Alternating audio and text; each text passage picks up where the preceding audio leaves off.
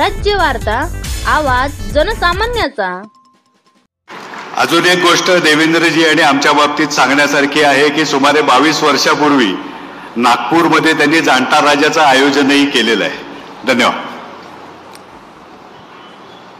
छत्रपती शिवाजी महाराज की, धर्मवीर छत्रपती संभाजी महाराज की जय भवानी, जय भवानी, जय जय जय जय जय भवानी, जय जय जय जय जय शिवाजी। हिंदवी स्वराज्याचे सरसंस्थापक छत्रपती शिवरायांना मानाचा मुजरा करतो। भारतीय राज्यघटनेचे शिल्पकार भारतरत्न डॉक्टर बाबासाहेब आंबेडकर यांना मानवंदना अर्पित करतो। आजच्या छत्रपती शिवरायांच्या जन्मोत्सवाच्या या पावन पर्वावर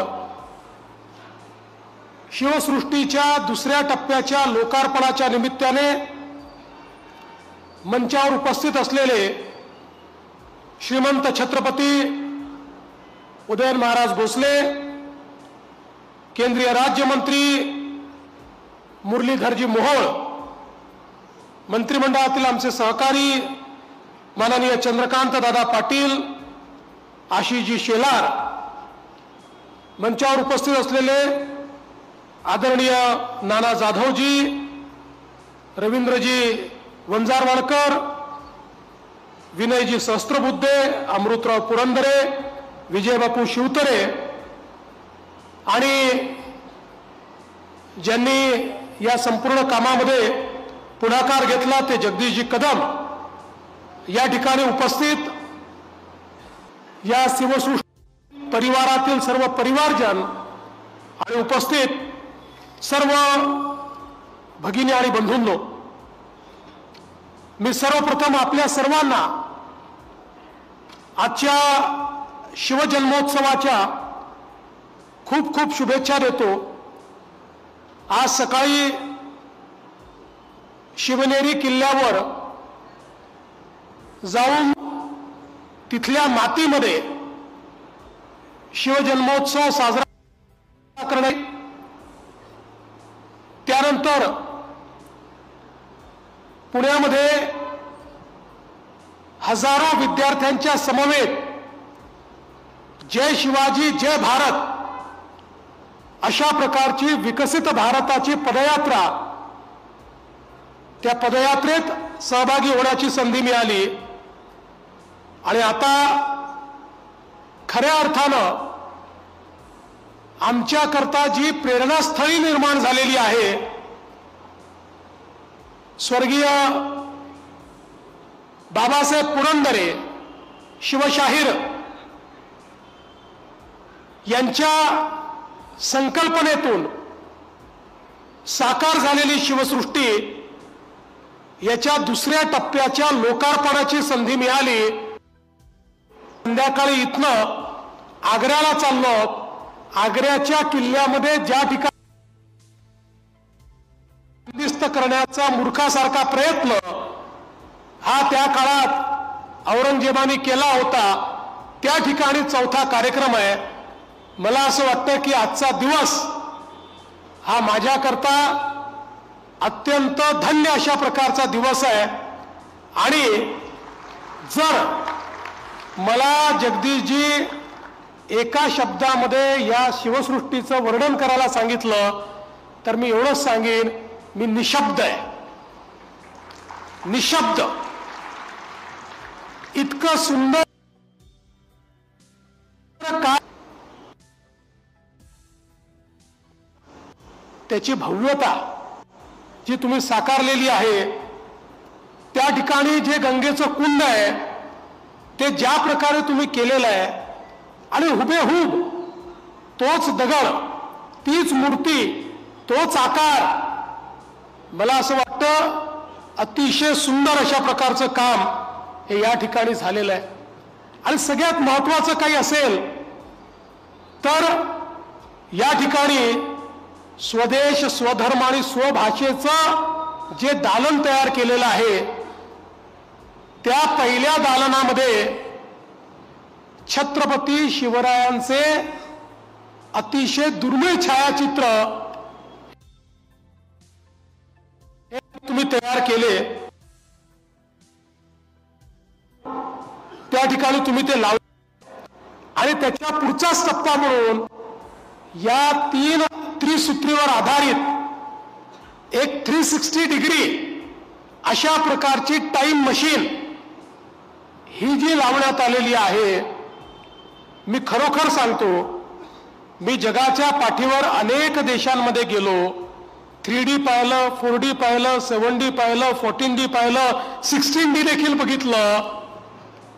पण जी प्रेरणा आणि जी भावना या थिएटरमध्ये तयार झाली, या टाइम मशीन मध्ये तयार झाली, ती अवर्णनीय आहे.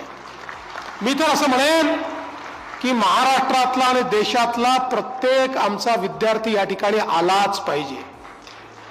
इथे आल्यानंतर तो जी प्रेरणा घेऊन जाईल, जो देशाचा इतिहास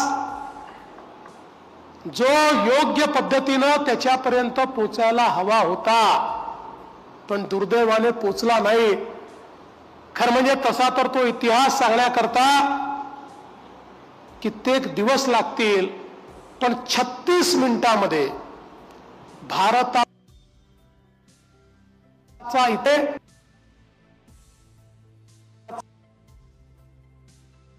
हे ज्या प्रकारे या ठिकाणी मांडण्यात आलेलं आहे, हे अक्षरशः 1000 वर्षाचा इतिहास 36 मिनिटांमध्ये, आणि त्यात महाराजांच्या जीवनातले महत्वाचे प्रसंग अगदी छत्रपती शहाजी राजांपासनं, आई साहेबांपासनं, आई जिजाऊ साहेबांपासनं जे प्रसंग मांडलेले आहेत, अत्यंत प्रेरणादायी अशा प्रकारचे हे सगळे प्रसंग आहेत. मी तर इथे आलेल्या सगळ्यांना म्हणेन, म्हणजे तुम्ही जर उघडं ठेवलं असेल आज तर, आणि नसेल तर सगळ्यांनी येऊन हे बघितलंच पाहिजे.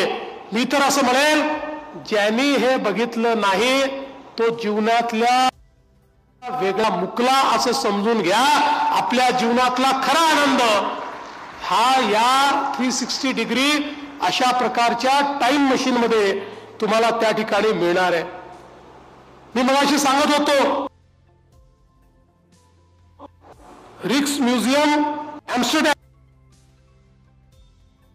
आणि ब्रिटिश म्युझियम लंडन या सगळ्या ठिकाणी अतिशय ऑथेंटिक अशा प्रकारची माहिती, चित्र हे जे काही या ठिकाणी आणलेले आहेत, ते मला असं वाटतं खरोखर ही शिवसृष्टी जी आहे, छत्रपती शिवरायांचं जिवंत स्मारक म्हणून या शिवसृष्टीकडे आपण पाहू शकतो. आज मला विश्वास आहे की शिवशाहीर बाबासाहेब पुरंदरे हे देखील स्वर्गातनं आपल्याला शिवाशीर्वाद देत असतील, आणि निश्चितपणे हे जे कार्य त्यांच्या नंतरही अविरत आपण सुरू ठेवलंय हे खरं महत्वाचं आहे. जरी आम्ही याला मेगा टुरिझम प्रोजेक्ट म्हणून दर्जा दिला असला तरी हे पर्यटनाचं केंद्र नाही आहे. निव्वळ पर्यटनाकरता कोणी या ठिकाणी येऊ नये, हे प्रेरणेचं आणि अभ्यासाचं केंद्र आहे. त्या दृष्टीने लोकांनी या ठिकाणी यावं. खऱ्या अर्थानं छत्रपती शिवरायांचं जे वर्णन केलंय, निश्चयाचा महामेरू, बहुत जनांचे आधारू, अखंड स्थितीचा निर्धारू, श्रीमंत योगी, ज्याच्याकडे सगळं होतं ते छत्रपती होते. त्यांनी स्वराज्याचा खजिना हा खूप मोठा केला, पण त्यातलं काही स्वतः करता वापरलं नाही. जे वापरलं ते स्वराज्याकरता वापरलं, म्हणून ते श्रीमंतही होते आणि ते योगी होते.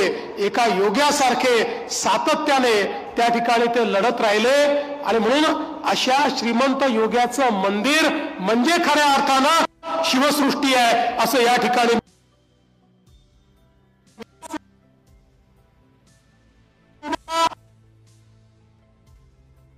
आपल्या मराठी भाषेला आपल्या देशाचे प्रधानमंत्री माननीय चा दर्जा दिला. त्याच अनुषंगाने दिल्लीमध्ये अखिल भारतीय मराठी साहित्य संमेलन होत आहे, पण त्याच मराठीला त्या अर्थानं राजभाषेचा दर्जा जर कोणी दिला असेल तर तो छत्रपती शिवरायांनी दिला. ज्यावेळी अरबी आणि फारसी या शब्दावलीतून राज्यकारभार चालायचा, या शब्दावलीतून, या बिरुदावलीतून वेगवेगळे त्या ठिकाणी लोकांना टायटल्स दिले जायचे आणि त्याच आधारावर राज्यकारभाराची आज्ञावली देखील तयार व्हायची. आपल्या स्वभाषेचा आग्रह धरून छत्रपती शिवरायांनी मराठीचा वापर चालू केला. त्याचे पर्यायी शब्द त्या ठिकाणी खऱ्या अर्थानं लिहायला लावले आणि त्या प्रकारची नवीन आज्ञावली त्यांनी तयार केली. आणि तोही प्रसंग अत्यंत सुंदर असा आपल्याला या शिवसृष्टीमध्ये पाहायला मिळतो. मला असं वाटतं की हे जे सगळ्या गोष्टी आहेत, छत्रपती शिवराय हे एक लढवय्ये तर होतेच, एक ज्याला आपण त्या ठिकाणी स्ट्रॅटेजिस्ट म्हणतो, अशा प्रकारचे पेक्षा ते उत्तम प्रशासक होते. ज्या प्रकारची कायदा आणि सुव्यवस्थेची परिस्थिती त्यांच्या राज्यामध्ये होती, महिलांचा सन्मान आणि शेवटच्या व्यक्तीला देखील त्या ठिकाणी संरक्षण, कोणी जातीच्या आधारावर आणि कोणी आपल्या स्थानाच्या आधारावर कोणावरही अन्याय करू शकत नव्हतं. सगळ्यांना हे माहिती होतं, सख्खा असो की जवळचा असो, जो अन्याय करेल त्याच्यावर त्या ठिकाणी शिक्षा होणारच. ही जी काही कायदा आणि सुव्यवस्थेची स्थिती त्यांनी तयार केली. आणि त्यासोबत आपल्याला कल्पना आहे, देशामध्ये सर्वोत्तम अशा प्रकारचं स्थापत्यशास्त्र हे छत्रपती शिवरायांच्या किल्ल्यामध्ये आपल्याला पाहायला मिळतं.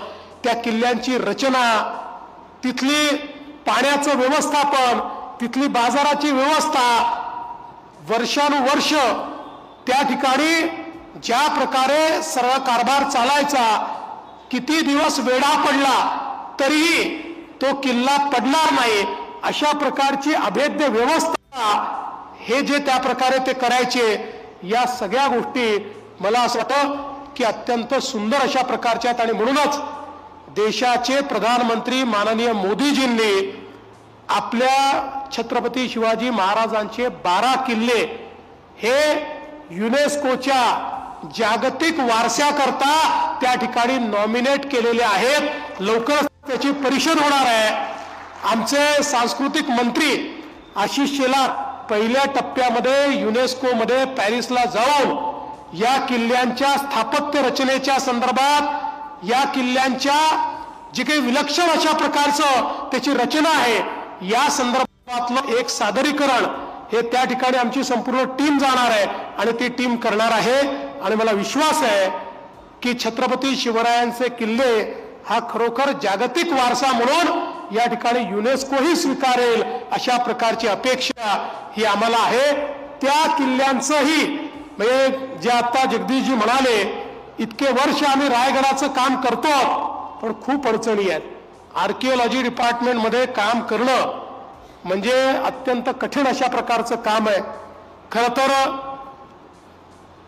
त्यांच्याकडनं एक वीट लावणं देखील हे इतकं जिकरीचं काम आहे, पण तरी देखील ते काम आपण करतो.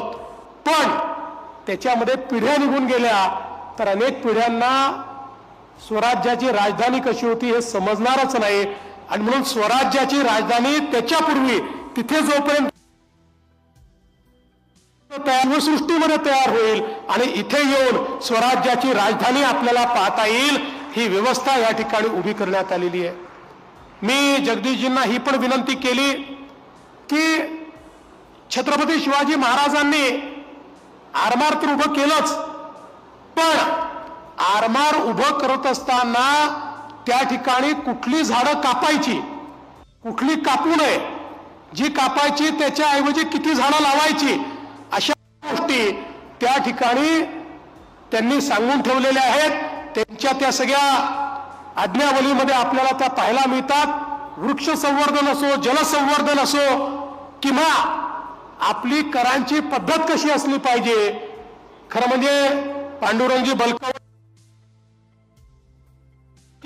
आवश्यकता नाही, पण मला असं वाटतं या सगळ्या गोष्टी जर आमच्या नवीन पिढीला या ठिकाणी समजू शकल्या तर मला असं वाटतं की निश्चितपणे महाराजांना आज जसं जगदीशजी आपण म्हणालात एक लढवय्ये महाराज लोकांसमोर आहेत, ती एक त्यांची हिरोईक प्रतिमा असलीच पाहिजे, ती आहेच, पण त्याच्यासोबत त्यांच्यामधला प्रशासक, त्यांच्यामधला एक पर्यावरण प्रेमी, अशा प्रकारचे त्यांचे जे वेगवेगळे पैलू आहेत हेही या शिवसृष्टीच्या माध्यमातून आमच्या सामान्य जनतेपुढे आले पाहिजेत, अशा प्रकारची माझी आपल्याला विनंती आहे.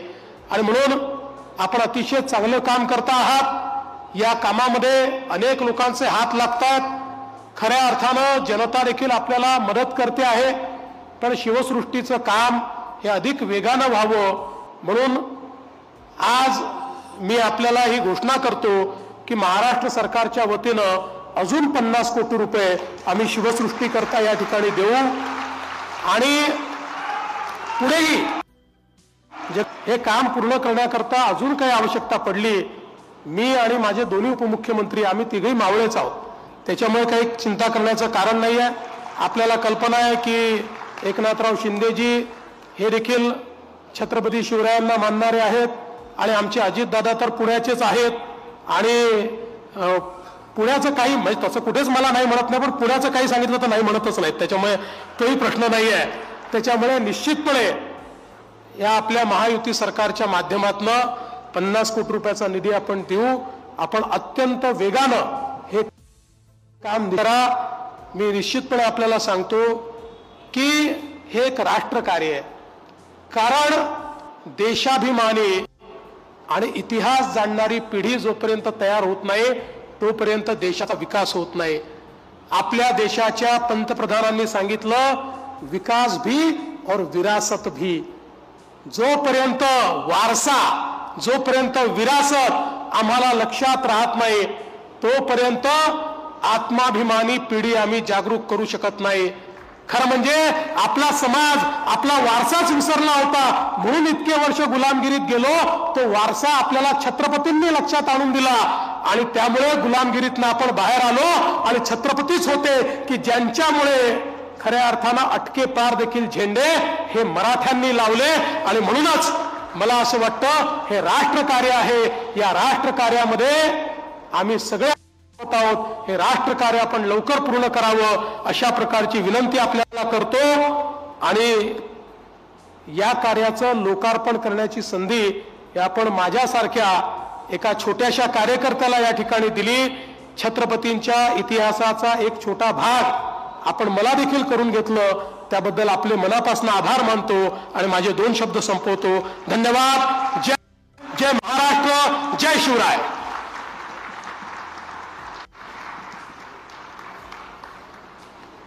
धन्यवाद देवेंद्रजी.